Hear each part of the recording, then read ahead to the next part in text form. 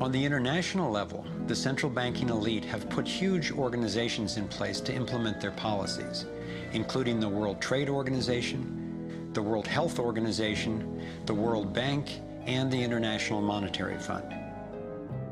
John Perkins is a man who knows from decades of his own experience as a so-called economic hitman how the collusion of banks, corporations, and governments has taken over countries around the world.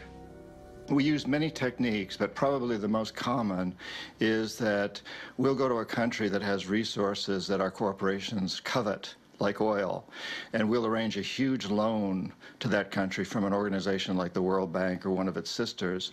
But almost all of the money goes to U.S. corporations, not to the country itself. Corporations like Bechtel and Halliburton, General Motors, General Electric, these types of organizations. And they build huge infrastructure projects in that country, power plants, highways, ports, industrial parks, things that serve the very rich and seldom even reach the poor. In fact, the poor suffer because the loans have to be repaid, and they're huge loans, and the repayment of them means that the poor won't get education, health, and other social services, and the country is left holding a huge debt by intention. We go back, we economic hitmen, to this country and say, look, you owe us a lot of money, you can't repay your debts, so give us a pound of flesh. As soon as one of these anti-American presidents is elected, one of us goes in and says, hey, congratulations, Mr. President.